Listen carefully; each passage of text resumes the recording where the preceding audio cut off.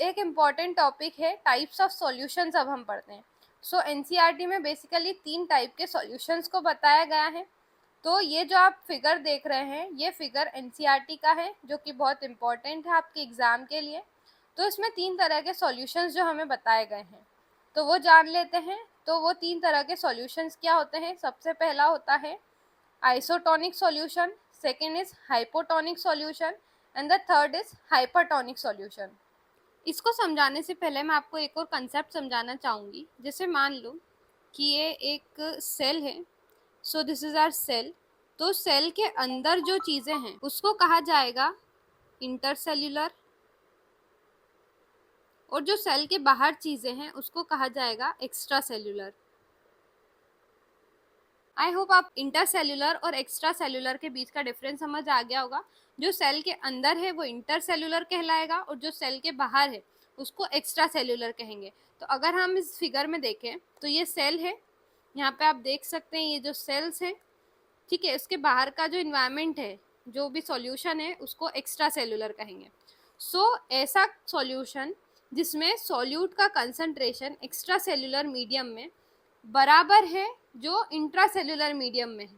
Cell के अंदर जितना कंसंट्रेशन है सॉल्यूशन का, वितना ही सॉल्यूट का, वितना ही कंसंट्रेशन सेल के बाहर भी है।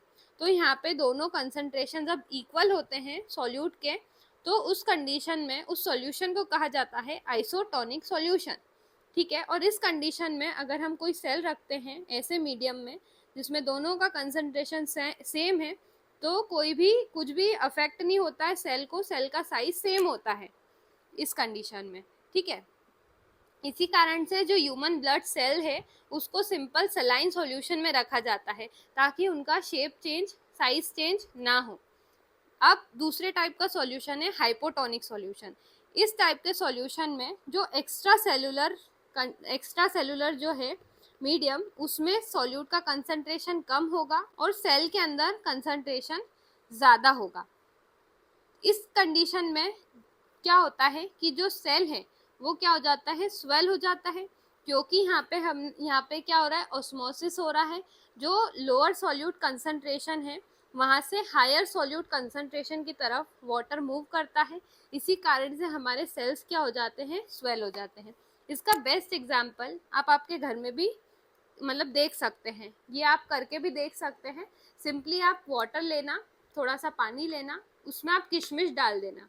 किशमिश कुछ समय तक आप जब उसमें रखेंगे, आफ्टर 1 और 2 आवर्स, आप देखेंगे कि किशमिश फूल जाएगी, यानी कि वो स्वेल हो जाएगी। तो वहाँ पे उस सॉल्यूशन को हम क्या बोलते हैं, हाइपोटोनिक सॉल्यूशन बोलते हैं।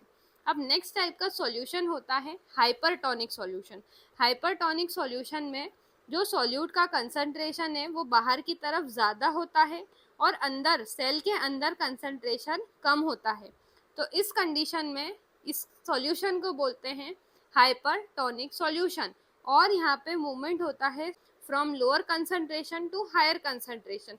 तो इसी कारण से जितना भी सेल के अंदर पानी था वो बाहर आ जाता है और सेल क्या हो जाता है, श्रिंक हो जाता है। तो जब आप किशमिश को सॉल्ट या फिर शुगर वाटर में डालेंगे, शुगर सॉल्यूशन में डालेंगे, तो वो क्या हो जाएगी, कुछ समय के बाद श्रिंक हो जाएगी, क्योंकि वो जो शुगर का या फिर सॉल्ट का सॉल्यूशन आपने बनाया वो क्या था, हाइपरटोनिक सॉल्यूशन था। तो जो किशमिश थी वो इस तरह से श्रिंक हो जाएगी और वो छोटी हो जाएगी।